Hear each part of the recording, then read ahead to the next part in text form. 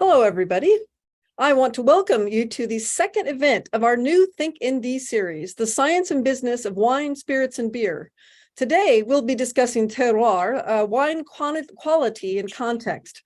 But first, we're excited to help build a new Think ND community focused on wine and spirits, and to announce that we are launching a series of talks over the next year or so covering themes such as, for example, this series, which will be The Science and Business of Wine, or otherwise known as Wine Behind the Curtain. We'll also be covering the science and business of spirits, the secret life of spirits, the science and business of beer, the people's brew, and then in addition, we'll have a series on Have Wine Glass Will Travel, Wines of the World, and the state of the wine industry, wine, beer, and spirits. Each of these themes will have a variety of talks where you'll hear from faculty here at Notre Dame, the Robert Mondavi Institute for Wine and Food Science at UC Davis, and from experts in each of these industries. We're excited to dive deep into these industries and to share with you all the science, engineering, technology, business, and craftsmanship that goes into each glass.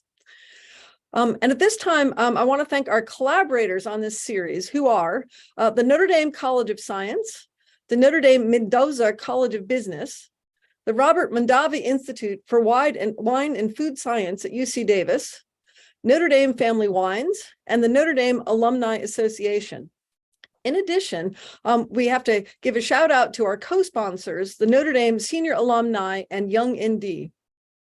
And before we get started, we want to encourage you to ask questions throughout this session. You can do this easily by using the Google form that we are sharing with you now. It should appear in your chat shortly. And because there's a delay in when these questions come up, it would be best to submit them as they occur to you. Please don't wait to the end. This will allow us to facilitate the questions as effectively as possible, and we'll try to answer as many as we can given the time constraint. So let's see. There we go. Yes, the questions are now in the chat link. Okay. So with that, I think we can get started. This week, I'm delighted that we have the opportunity to dive into the concept of terroir and how the context of grape wine growth helps to define wine quality. The goal of our session today is to take some of the mystery away from wine, to pull back the curtain. We'll give you a basic introduction to the key components of a great vineyard site, the critical decisions in running a vineyard, and the importance of skilled labor in executing those decisions. Then in the next 4 sessions of the series, you'll get a much more in-depth discussion of the transformation of grapes into wine, marketing trends in the wine industry, the business side of running a family vineyard, and distribution trends in the wine industry. And now I'd like to welcome my colleague and friend, Professor Andrew Waterhouse from the class of 1977. And he is professor and faculty director of the Robert Mondavi Institute for Wine and Food Science at UC Davis. And he's here to help us cover today's topic. Good morning, Holly. We're thrilled to have you here. And also joining us is our friend and renowned winemaker, Paul Hobbs from the class of 1975, known for leading the way in the wine industry for his approach to stewardship of the land, the crafting of wines that represent the purest concept of place, and for being a pioneer of site-specific vineyard designate wines. Welcome, gentlemen. Good morning. Okay, so we're supposed to have our wine here. I guess it's a nice lunchtime glass of wine for me. I guess for you guys, it's a little bit early in the morning. But as a foundation for the rest of our discussion, let's start out with a very basic question that arises in the mind of many wine drinkers. Can the location of a vineyard really make that much of a difference? And if so, how? So is that for you, Andrew, or is that for me? Or both? Well, let me get started, and I'll let you give the real answer. So the location definitely makes a difference. And I think, in fact, most of our viewers actually know this already. They know it because they've heard of very particular areas that are famous for making great wine. So place names like Chianti, Bordeaux, Napa, Barossa Valley, maybe a bit more obscure. These are places that are famous for making great wine. And the reason is that the location does make a difference. Now, the foundation of that is, generally speaking, the climate, which ideally, to make great wine, has to be paired with the climate required for specific grape varieties. But I'll let Paul continue the answer, because I think he knows a lot more than I do. Well, hardly. I think that's a great lead-in, and I think, yeah, I certainly agree, and I think it's well known to most folks that sites does make a huge difference. And in a broad sense, I think, well, these great regions that you just mentioned, Andy, but then when you start thinking about each of those regions and you start subdividing them into micro regions or micro terroir, climate and soils and exposures and so on. So not only do broad strokes make a difference, but then it gets really exciting when you get down into the minutia and look at all the detail that goes into site-specific variety, clonal matching, this kind of thing is where it becomes truly fascinating and fun. I would say, Holly, that that kind of detail is needed to make great wine. Okay, so like we could say, well, most wine coming, say, from Sonoma County is pretty good. I mean, because it's an appropriate climate, right? But if you put, say, I don't know, Pinot Noir in a warm site in Sonoma, then it may not be the world class. It'll still be good. But then when you get down to the very best wine in the world, that's when these issues that Paul brought up really become important. Yeah, and I might add, for an echo Andy's remark there, I think we're very particular about site specificity and what we put where. Climate is a key factor, soil is a key factor, exposure, air drainage, water drainage, all these are really critical factors that we would take into consideration. And Sonoma County is a very complex, there's currently 20 sub-AVAs or sub-American viticultural areas in Sonoma County, and some of them are very warm. Alexander Valley, for example, which one thinks is or Dry Creek, where you grow Zinfandel, Alexander Valley, Cabernet Sauvignon, varieties that lean warmer to warmer regions versus the coastal regions of the county. And the newest sub-AVA, the West Sonoma Coast region, those are quite cold. In fact, you spend most of your time walking around with a jacket.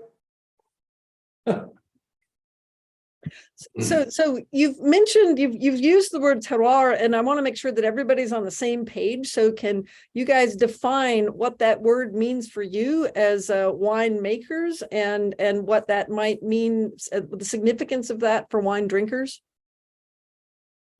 Well, Paul, do you want me to start? I'll take a stab at it, Andy, Okay, then you go ahead. Yeah. The thing is, Holly and everyone, that terroir is a French term, I think originally not applied to wine, but to culinary. And I think that was mainly chefs and foodies talking about how vegetables or fruits or meats, animals grown in different areas of France had their specific characteristic. And terroir, in my mind, because there is no truly fixed, it's still a very, in our business, still somewhat argued concept. Is it soil? A lot of people think terroir because it sounds like the earth or terra, this sort of thing must be just about soil, but it's certainly soil and climate and topography and geology and all these sorts of things. But I also factor in the human factor, which is a critical element. And so culture, farming behavior, the way people think and behave play a huge role in viticulture. And that's always the dance that makes our work so interesting. Andy, I'll turn that over to you. I think that you've done a very good job of summarizing it. I mean, I think most people wouldn't think that the human factor, should be part of that, but in fact, it absolutely is, and that's partly because you get different. Well, let's say in the case of wine, you get different flavors depending on how you farm something. And so, and actually, when you get to the very, very best wine in the world, you have to have very skilled people. It's not just, okay, we're going to irrigate, da da da da da. It has to do with details like pruning and leaf plucking or whatever, and those have to be done exactly right to get the flavor profile that the winemaker needs or wants.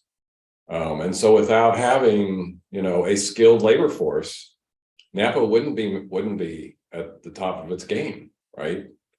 And so that's just a critical part of it.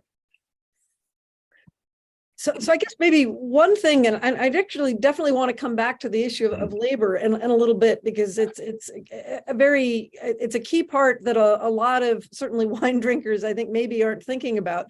But with regard to place, can you talk a little bit about how different types of wine are more appropriate for particular areas? So you've mentioned that with Pinot, liking cooler, or Cabernet liking warmer. But for example, I've also seen Cabernet managing to survive or I've heard about at least surviving in colder climates.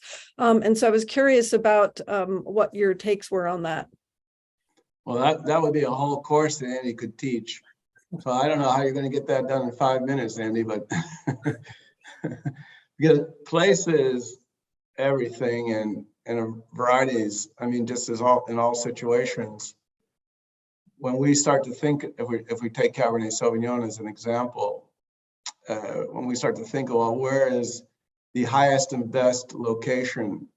And there is no singular place on the planet that is always going to be the best, but we know that variety has particular characteristics that support it better than others in terms of soil. I mean, a lot of varieties, vinifera varieties, for example, like well-drained soils. Some like a little more rocky soil content or limestone content. With Cabernet Sauvignon, because it has a compound called methoxypyrazines that give it sort of a bell pepper character, how much of that do you want? So if you're growing along Cabernet Sauvignon along the coast where it's foggy, doesn't maybe get warm enough to burn some of that grassy note off, you might end up with a Cabernet Sauvignon that tastes, like you're having a bell pepper salad. And so we give, I mean, that is the art that's involved, and where intuition also plays. So one of the beauties of our work, there is a very intense science side of it. But when I first started working at Mondavi, 3 out of the 4 winemakers, none of them had really studied science much. But they were all passionate about wine, and they had a feel for farming. But when you can put the two together, science and art, I think that's when you can start to think, oh, well, it's Pinot Noir. What are the requirements? And why does it work in Burgundy on a continental? And that was one of the big questions in California. Could we grow high quality Pinot Noir on the West Coast of the United States? Because it's maritime climate, and we don't have the same soils as Burgundy. And so those are major questions that we're really batting around in the 70s and 80s before we kind of established that, in fact, we could do that. And I think most of the press during that period of time thought we were never going to be able to make good Pinot Noir, for example, in California. Well, I would agree. I remember tasting some of those wines way back when, and there were an occasional fabulous Pinot, and then I remember tasting this one Pinot, I can't remember what it was, but it was fantastic, and like from California. And then I kept trying and trying, and there were so many mediocre or worse Pinot Noirs in the market before we figured out, essentially how to farm it, and then how to ferment it. But to get back to your question, Holly, when you get down to these fine details, of site, what you're effectively doing is deciding to some extent what style of wine you're going to make. In other words, are you going to make a very ripe, rich Cabernet, or a lean, more vegetal Cabernet? So by picking a site, you're essentially defining to some extent what flavor profile you will get from in the wine.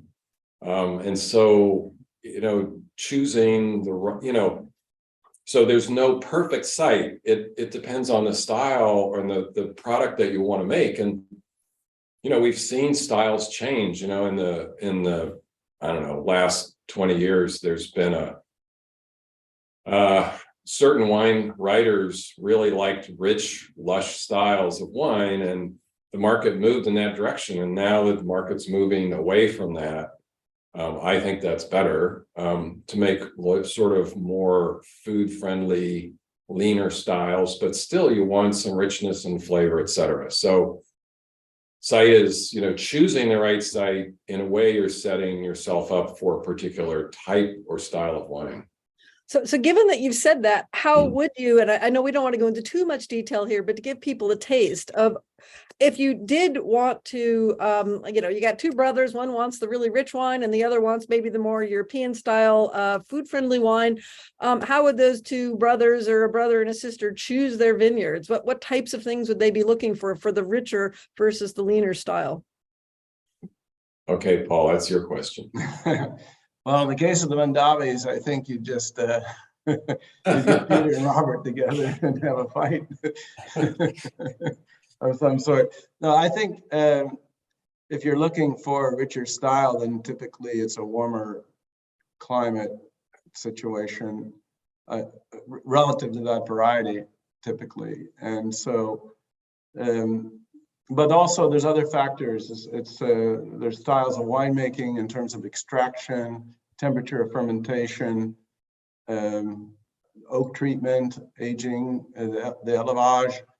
And so there's a lot of factors that play into how you would go about making the style. But one of the key considerations, of course, even if you're in a warm region, you can make a leaner style simply by picking earlier.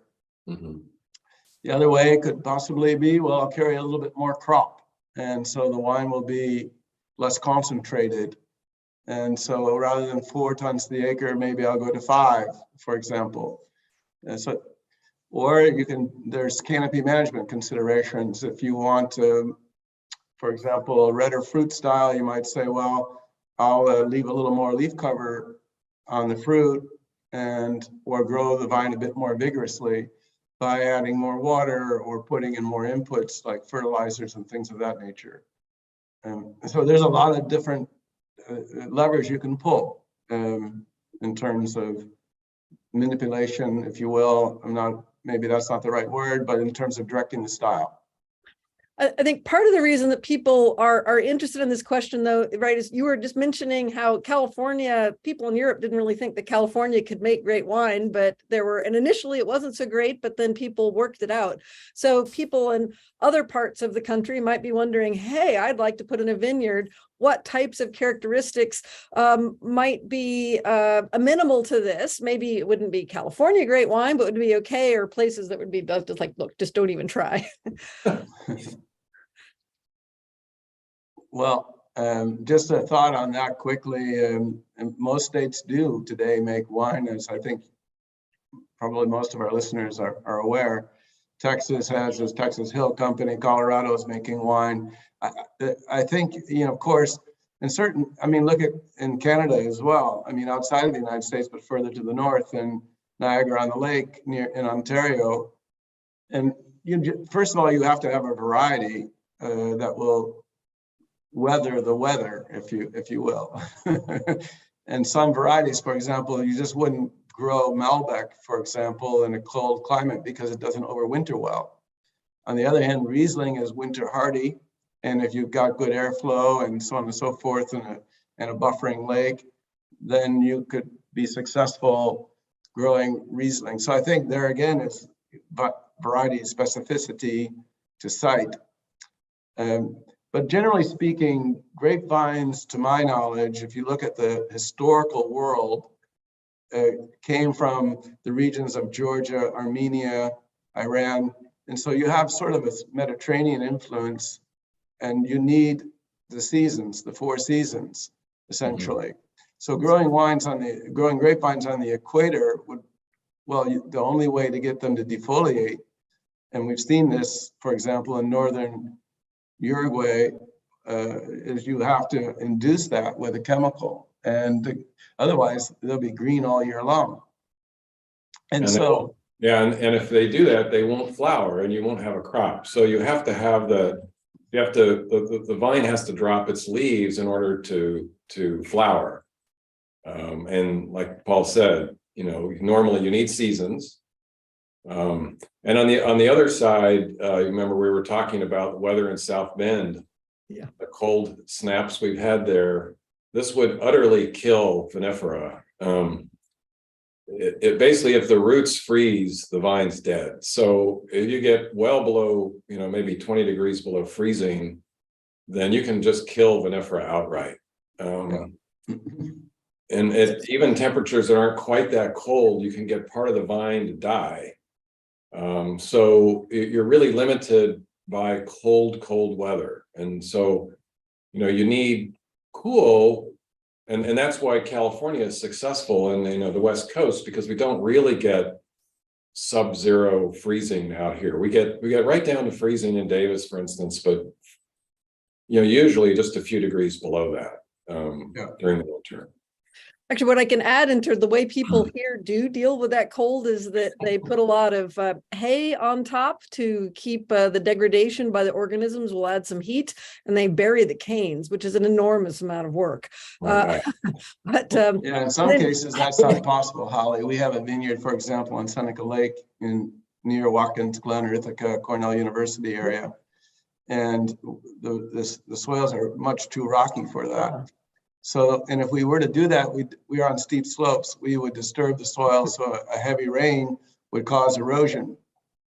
So in those situations, we do a hilling up process mainly to protect the graft union. And so we have something like 60,000 vines there that we have to shovel soil around, at least in the first 5 years of their life before their graft union is strong enough to withstand the winter.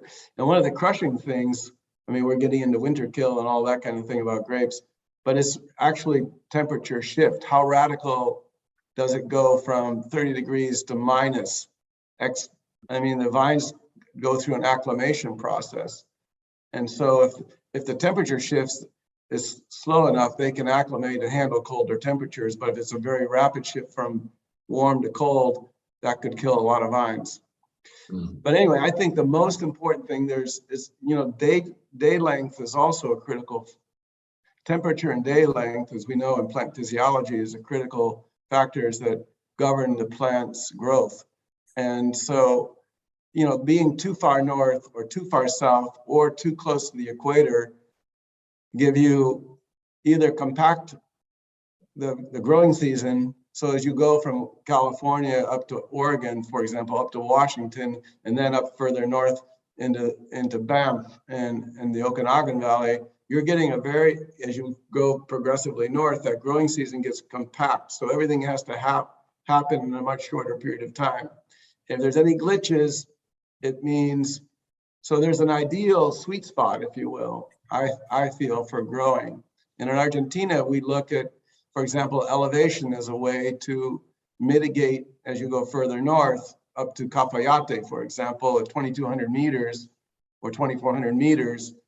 You need that altitude for temperature, but you can't fix the day length. That part is, now you're getting so far north that your day length is almost uniform day to night. And it's really helpful to have shorter day length during the winter months, longer day length during the summer months. That's all. Excuse me. That's all.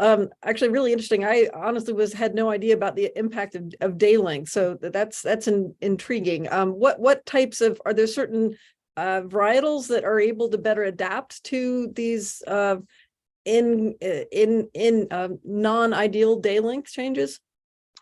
Well, Riesling, for example, we go back, at least in my experience, Riesling handles the northern climes better. And so the longer winters and shorter but more or longer summers basically is what you get. And so, yeah, Riesling is hardy as a white variety. And Cabernet Franc is pretty hardy as well for the red side of the spectrum. So I guess with that, maybe now that we've discussed the land, we could talk a little bit more about the farming practices and to kind of establish a foundation for the rest of the discussion. Can you remind people about how grapes are grown for industrial wine production and how that varies from what's done in craft vineyards? Andy? Okay. Jump in? All right. Well, one of the main differences is the amount of labor that goes into the farming operation, right? So in a large, I would say, let's say reasonable priced wine, low priced wine, you're going to go into the vineyard just a few times during the year, right? So one of those is harvest. Obviously, you have to go into harvest. There's also a pruning operation that almost always is done, usually in the middle of winter or late in winter, to remove excess vegetation and sort of set the vine up to set a certain size of crop.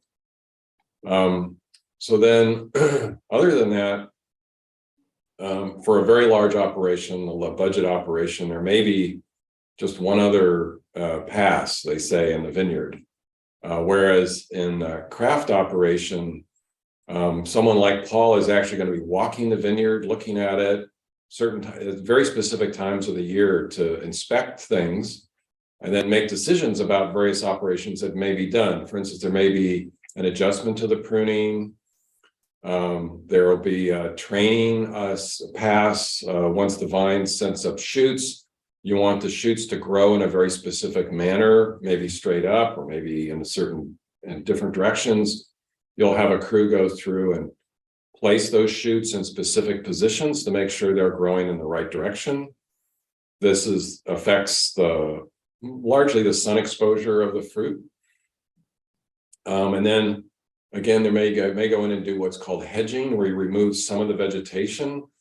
And you do this because you want the grapes to ripen at a specific rate. And the number of leaves generates a certain amount of sugar. And so you want to moderate that, control it. So you may want to remove some of the leaves. So you slow the ripening process, or it's actually the sugar accumulation. And then you want the sugar accumulation and the other development processes to be in sync. So you can control the sugar accumulation. And I don't know, there may be other things that you would do in the vineyard. The other thing, I think, is the decision of when to pick. This is a really critical decision that affects the style of the wine. And in an industrial operation, will make a decision based on sugar accumulation. So someone has to go in the vineyard, collect a few grapes, usually a couple hundred grapes from the vineyard. You take that back to the lab, or maybe even do it in the vineyard. You crush the berries, and you get a sugar number. And usually, I'll just pick a number. We're going to say the average would be around 25% sugar. So for that vineyard, you'll have a target, whatever it is for that style of wine that you're making. The winemaker will say, I want to pick at whatever, 25% sugar. And then hopefully you'll get it harvested around that, right? In other words, maybe it'll be a week early, maybe it'll be a week late. It'll depend on the logistics of an operation. You have hundreds and hundreds of vineyards being harvested and the grapes arriving at different times. And so you've got there's a queue, right? You've got all these trucks lined up with grapes. So you want to pick that vineyard and then you say, okay, the vineyard's at 24, we want to harvest it soon. And someone will look at a schedule and go, we don't have any space for 2 weeks, so you're going to have to wait. So it's not harvested at 25, it's harvested at 27 maybe, right? Now in a craft operation, someone like Paul is going to be out there tasting the fruit to make a decision on when to harvest. And In fact, we had one of the managers from one of the most famous vineyards in Napa speaking to our students, and he said the scale of their operation is limited by the number of vineyards the winemaker could logistically get to. In other words, that decision is so critical that they couldn't grow beyond a certain size because the winemaker couldn't visit more vineyards and make that critical decision in a timely manner. So it's you can see there's very big differences in, I would say, the finesse of decisions, the finesse of the operations. And I'm sure Paul has a few other clarifications or corrections to make. No corrections at all. I think you nailed it. I think, Andy, with what you were saying about, you know, the more commercial form of farming, which you know, to produce good wine at a relatively low price, the whole process is highly mechanized.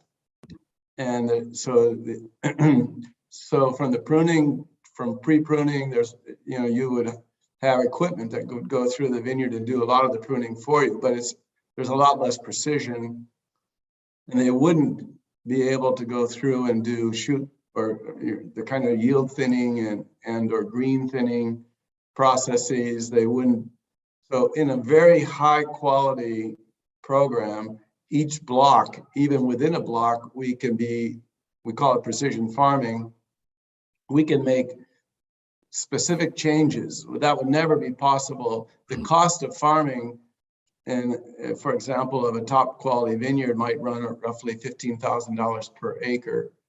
And so if you think about the return, if you're growing 3 tons to the acre and you can charge $6,000 a ton, well, you're not going to make a lot of money doing it that way. So, but farming on a high commercial basis might be $2,000 an acre, a huge and vast difference. And that difference is almost not only in labor, but largely a function of labor.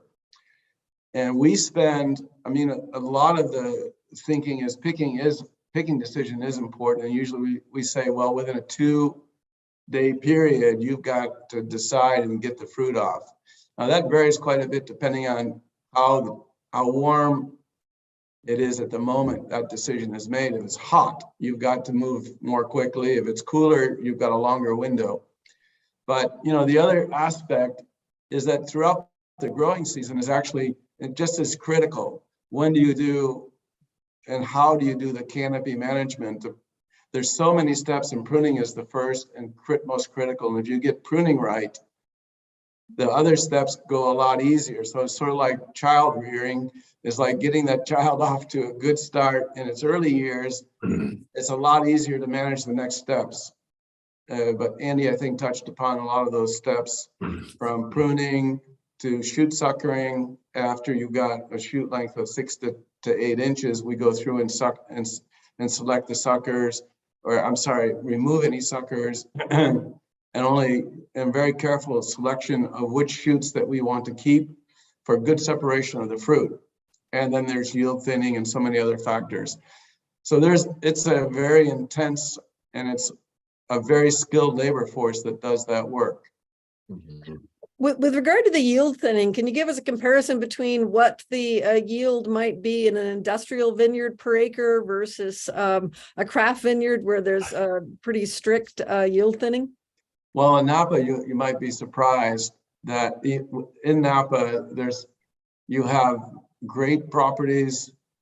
You know, it's sort of like, I look at it like a butcher looks at it, butchering a cow, for example. There's better cuts than others. And so, you know, a lot of there's a lot of land in Napa that's just B quality or C quality. And those would be on heavy soils near the Napa River. They may plant the vineyard to look like a high-end Bordeaux vineyard at high density, but the soils are still heavy. And so at any rate, they may be able to crop those down to 3 tons the acre or 4 tons the acre and get a very good crop. But there'll be a number of producers that are just looking to get good yield, and they'll go to 7 to 8 tons per acre, more than double of what a high quality yield would be.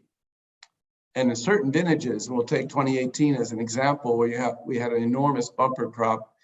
The plants were carrying 2 vintages of fruit in one. I've never seen anything like it in my entire 40 some odd year career in the business, where the vines, and so in that case, we would yield thin because we had heavy rains, winter rains in the winter of 2017, 2018. So the vines were all pumped up and ready to go after a drought period, and they set a huge amount of fruit. And then the vintage was cool and wet. So the fruit just kept enlarging and the clusters were large. And even when we dropped 50% of the fruit on the ground, we still had way too much yield. So we had to go back through again. We went 3 times on yield thinning just to get it back to 3.5 tons of the acre and manage. And why do we do that kind of thinning? Well, it's important to keep each cluster separate so it gets good airflow and good filtered sunlight. And so that, particularly with a variety like Cabernet Sauvignon, we want to have each cluster ripen at the same time. If we have one cluster that's 10 days ahead and another cluster that's 10 days behind, that's a problem for Cabernet, whereas with Pinot Noir, that's less of a problem, or with Chardonnay, that's less of a problem. So these are little considerations that we take it in, but when you have to make that, as Andy said, those are passes that the crew has to go back through. Each time the crew goes back through a vineyard, that's thousands and thousands of dollars that are being spent. So 2018, while it was a bumper crop, was actually not a very profitable year because we had to send the crew back through so many times, so the cost of farming went way up. So all of this, go ahead. Yeah, Holly, on a grand scale, we can see that the low yielding vineyards in Napa would say maybe about 2 tons per acre. And that might be even problematic. If you're getting 2 tons an acre every year, it may be difficult to make money at all, unless you sell the wine for fantastically crazy prices. But as Paul said, typical in Napa might be 3 to 5 tons per acre, with some, vineyards a little bit higher than that. But if we look in the Central Valley where we're making inexpensive wine, then yields are going to be at least 10 tons per acre, maybe in the range of even 15 to 20. And I have heard of numbers even larger than that for specific varieties on very rich soils with lots of water, et cetera.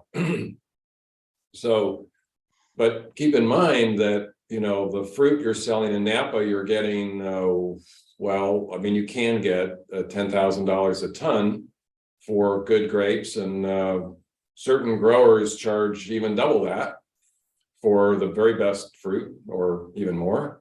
Andy, how about 6 times that? Over $60,000 a ton for some fruit. Yeah. That I buy. Okay. I won't ask who you're buying it from. But then down in the southern part of the Central Valley, you're going to get less than $1,000 a ton.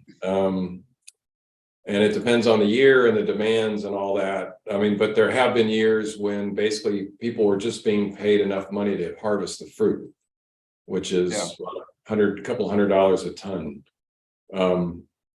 But normally they would get maybe $500 to $1,000 a ton would be common for inexpensive fruit. So you can see there's a huge range of yield and also prices. Yeah. In Napa Valley, by the way, just to echo Andy's comment there, the average or the median price for Cabernet in Napa Valley currently is $8,500 a ton. There's quite a, so that's the median price. And there's the high price, I think, and maybe the Napa Valley's highest price is perhaps the world's highest price, is about $67,000 a ton. So imagine a 10-ton load of grapes going down the road where you need a Brinks truck, or at least, to kind of like follow, or at least armed guards on the truck to make sure that it ends up, at your winery because you're carrying close to $750,000 worth of fruit. For curiosity, how do you protect it from animals and birds at that type of cost? I mean, that's I'm just kind of those losses would be catastrophic. Are these all completely do you use netting? I honestly, I haven't seen that much netting in the pretty wine growing areas, but what do they do? Well, typically for deer control, is if there's deer pressure, then that's handled by fencing. Yeah. So birds are typically not much of a problem, knock on wood, in neither Napa or Sonoma unless you're near the bay. So if you're in parts of Carneros, for example, in the southern, that would be an issue. And really, we're kind of blessed. I mean, the biggest ground problem is from gophers, and they can kill vines, but normally it's younger vines that they get. And so, and ants can be a problem in some parts of the world. They can climb up on a vine and basically de-leaf it in no time at all, but that's not really a California problem either. So it sort of just depends on where you are. If you're, for example, in a bird flight pattern, migration pattern out on Long Island, you've got a net for birds. If you're near power lines, you might have to net for birds because they use that as a launch pad. And or if you're near a tree line, then those kind of things you might need, because the birds are relatively lazy. You know, they're going to attack what they can get to conveniently and then get the heck out of there and back hidden into the trees. So yeah, so it's really just, you have to just study what sort of pressure you might have from javali or pigs or this, that, or the other thing. So, and there's, in Spain, for example, where we have a vineyard, we have a lot of problem with wild boar, and they can root under a fence if you put a fence in or what have you, and so you're always dealing with them, and then they tear up your drip lines and so on and so forth. So yeah, those are, you just deal with it the way you got it. In Germany, the same way, you go out hunting for them at night. So you guys have emphasized several times the importance of skilled labor. And I was curious, and again, I don't know who would like to jump in there, but both, what is, to summarize, what's the importance of skilled labor, and then what is being done to develop the labor force, and how do you see this going forwards? Well, I can give some general answers. And that is what I see. Again, I'm not directly involved in running vineyards, but it's very clear from talking to people on the North Coast, which would be Napa and Sonoma, that in order to retain that skilled labor, people are changing their employment practices. So traditionally, farm labor in California was migratory, and people would come in for the season, and after harvest, shortly after harvest, all the laborers would head south for home. Generally, these people would be coming from Mexico or Latin America, and they would all disappear, basically for more than a month, right? So they'd be home for Christmas, and sometime after the new year, they'd start coming back. Maybe February, they'd be showing up, and you'd hire them, right? So you'd have new people show up, and you'd talk to them, and maybe you'd get some of the same guys and women from the past year, but you'd be hiring all over again every year. And with fewer people in the job market, it's been happening quite a while here in farm labor. The big vineyard companies are all switching to year-round employment. So they want to keep these people. They spend a lot of time training them, and they want to keep them. So they get vacation. So they get paid vacation, which didn't exist before, right? So they go back to Mexico or Guatemala or wherever they're from to visit family, have a nice Christmas, visit their parents, their cousins, whatever. And then they come back, but the entire time they've been getting paid, and they're on the payroll, and the goal is that they stay on your payroll, and you retain those people. And, frankly, they're getting paid reasonable salaries now. In the old days, of course, farm labor was very inexpensive. But with the advent of, high-priced wines, there's more money there to pay them. And so they are, I don't know what the actual salaries are, but it's way better than minimum wage, because these people are valuable. And I've even heard of, there's one company I've heard of that actually designates individual vineyard workers to take care of specific blocks within the vineyard. And so that's their block.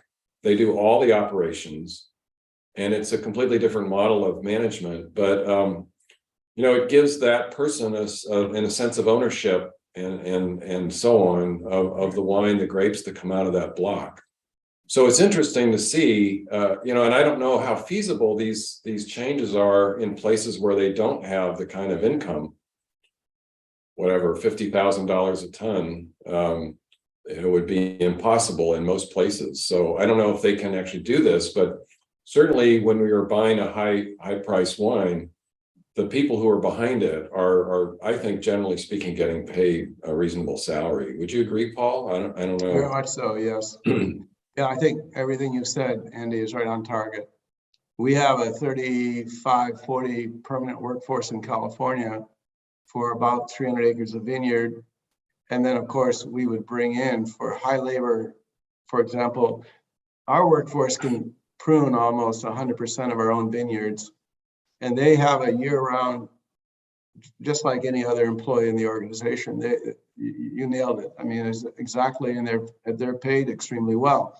There may be a delineation within the workforce that some people are tractor drivers, so they would handle the tilling and mowing and so on and so forth, tractor work, hedging and tipping and all that kind of thing. And then others but then we have other projects when there's maybe a 2-month period or a little less than a 2-month period out of the year where we keep them busy on other projects, either maintaining the perimeter of the vineyard, which is also important, and or there's always maintenance and repair and all that kind of thing. So yeah, we keep a permanent force and we pay them extremely well. But you need to get a good dollar amount for the wine to be able to do that. And labor is it's a problem worldwide. I mean, in France, for example, with our vineyard in Terroir, France, and my partner there struggles to find labor. He says there's over 5 million people unemployed in France, and he can't find people. And in Argentina, we struggle as well. In New York, it's a real problem. If we're in Armenia, we have to look, where do you get skilled labor? People that understand or have the basic understanding. And so you might have to teach people from, the basics, and that can be very difficult. So in some cases, we will cross-pollinate by bringing people from Armenia to California to train and then send back, and hopefully they'll go back. So labor is going to be an ongoing issue, and mechanization is certainly helping.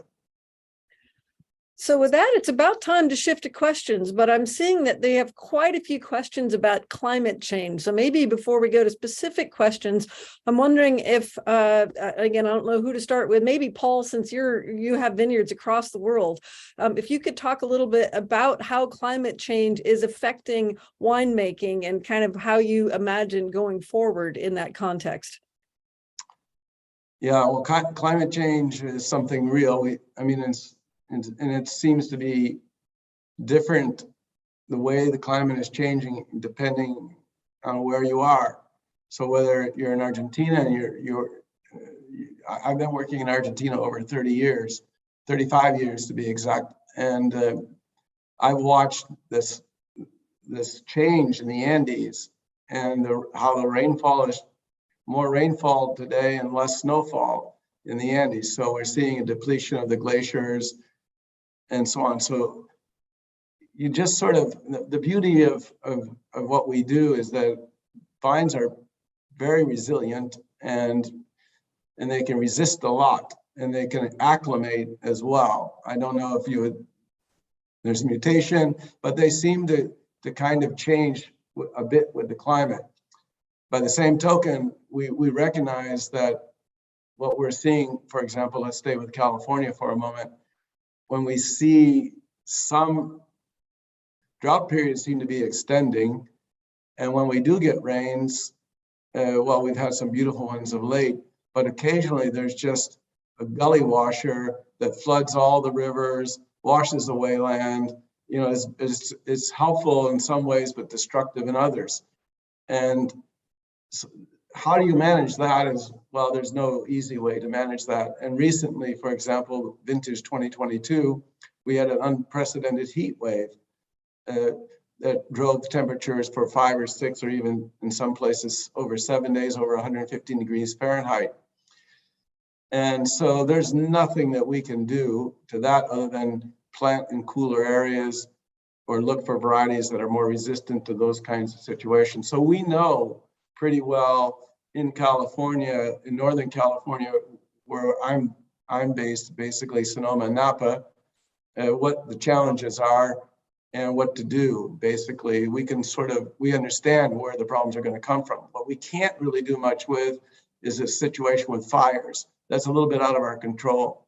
So, I mean, if that's our Pacific Gas and Electric infrastructure is, I mean, we have to depend on people doing the right thing and not building homes inappropriately in fire-prone areas, or putting power lines underground, or protecting them in some way. So in high wind situations, because we do notice that, and I've seen this in my experience, high elevation vineyards, high elevation during September, October, at high risk for high winds and very dry conditions, more extreme than I remember in the 70s and 80s. So knowing you're getting that situation, you just make changes. You look for vineyards, or we look for cooler sites and areas that are less prone to fire, for example. And water is the other key consideration. Where are you going to get water in drought situations? We saw Carneros, which is water scarce. In 21, for example, there are vineyards that had no water, and so the growth was only 1/3 of what typical growth would be, and so those situations are likely to get worse. So when we make investments in vineyards, we're looking for places that are less likely to be impacted by water, by fire, and by heat. Those are the main ones. And that's just California. France is another situation, Armenia another one. They're all a little bit different. But hopefully with the range of different grape varietals, wine will still have a future. It just might not be quite what we expect, where we expected it. Is that one way of encapsulating this? Or you might say that. I think, you know, all things change. And so what was formerly the fillet of the Napa Valley may no longer become the fillet 10 years from now. So there's also a series of questions about sustainability, and maybe there's one about, there's a question about biodynamic. And so is biodynamic winemaking necessarily more sustainable? And if you could also comment on its impact on quality, is there any relationship to quality there? Andy, you want to jump in on that one? I'm not answering that one. That's all yours, Paul. Okay. Well, biodynamic farming, in my view, one of the benefits of biodynamic farming is, you know, of course, it was created by an individual, Rudolf Steiner from Austria, during the Industrial Revolution, where he felt, as I understand from reading books and so on the topic, that he felt it was essential that these people didn't lose touch. You know, they were moving into cities or suburbs or things like that and moving away from farming. And so I think it was a movement to help people appreciate, you know, the basic rudiments of farming. And for example, when I go to Armenia, for example, well, many of their practices would fall into the realm of, and I think farming in general in the United States, when we were more of an agrarian society, which wasn't that long ago, people were actually in many ways farming in a biodynamic fashion. I think some of it's mystical and some of it's for the intellectuals, meaning that, you know, if it's silica and cow horn and some of these preparations. But I think for some people that makes it more interesting and gets them into it. So biodynamic farming, I don't see, I've seen some of the worst vineyards. I mean, I would almost be ashamed to call them vineyards that were called biodynamic farm vineyards, and I've seen some very good ones. So I don't think it's like an imagined elixir that's going to fix, or it's the best way to go or the worst way to go. It just sort of depends on what it does in the hands of whoever's doing it. And I certainly don't poo-poo it. I just simply, my personal feeling is basically, I wouldn't want to be certified biodynamic. And I consult to one of the leading biodynamic producers in the US, in California, and they're always struggling. In fact, they've decertified some of their vineyards to go to a new form called ROC, and it's an acronym for regenerative or organic regenerative farming certification. But they decertified because they were having so many problems in the biodynamic world. Is getting more and more and more restrictive to the point of absurdity. So, you know, it's curious.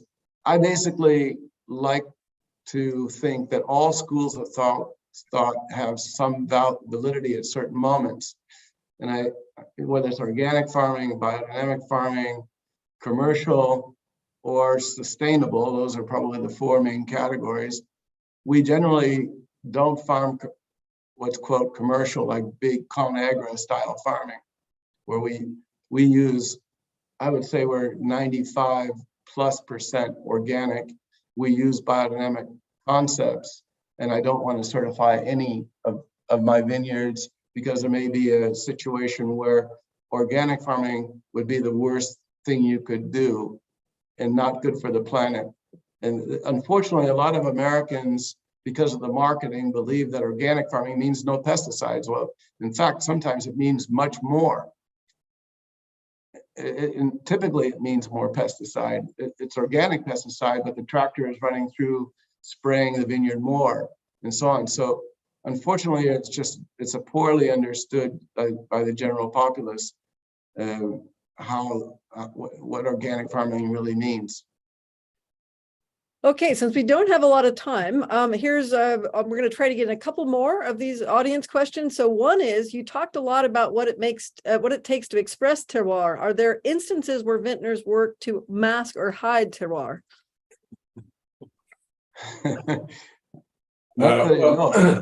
Andy? Well, yes, certainly. I mean, because, you know, given a particular site and the grapes that you've got, you're gonna naturally get a particular style of wine out of that. But if that's not what you can sell or not what you like, but you own that vineyard, then you're going to try to overcome, right, the flavors coming out of that vineyard. And there's various ways to do that. You know, you harvest earlier or later than might be ideal. And then you might ferment in different ways, ferment warmer, ferment colder. So there's lots of tricks you can do to, I would say, overcome that. Whether or not you're hiding terroir or whether you're just working to achieve a particular style, I don't know. I mean, it's a matter of semantics. I don't know whether Paul has any comments about that. I think if I've never, in my experience, talked to anyone or known anyone that tries to hide their terroir. They may stylize it in a particular way, but the only thing I would say is, like, if your vineyard is planted next to eucalyptus trees and you don't like eucalyptus, well, you don't have a lot of choice in the matter. Either plant the white varieties that don't reveal the eucalyptus component, or just sell the vineyard to somebody else. You know, that's I would think that's the only, you know, something like that might be a case where you would want to hide terroir, or you learn to love eucalyptus in your wine.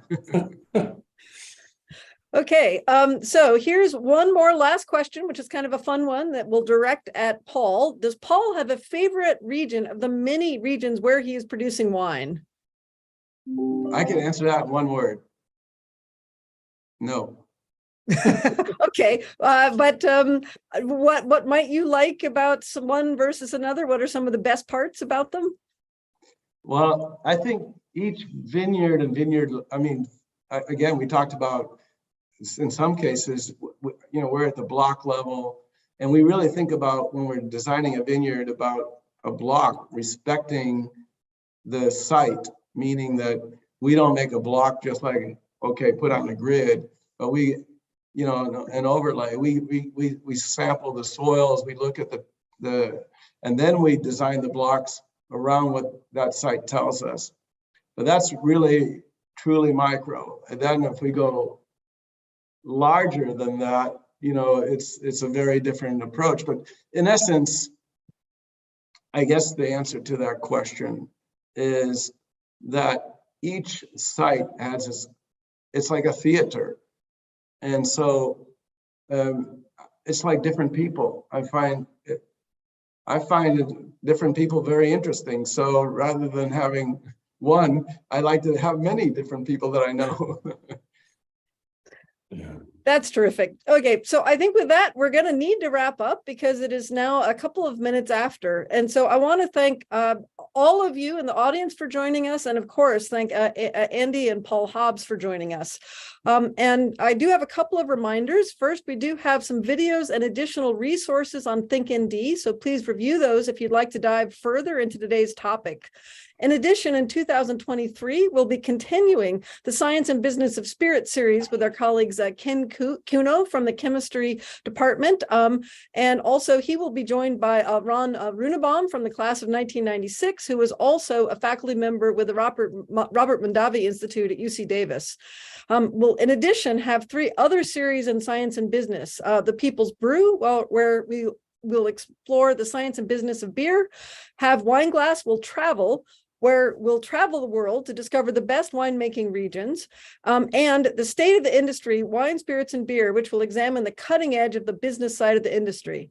So please do feel free to share this series with your friends. It's open to the public, and we are accepting registrations throughout the entire program, so each meeting can stand alone. And so thank you very much for joining us today. Thank you, Holly. Happy holidays, everyone. Thank you, Happy Andy. holidays to you too. Bye. Cheers.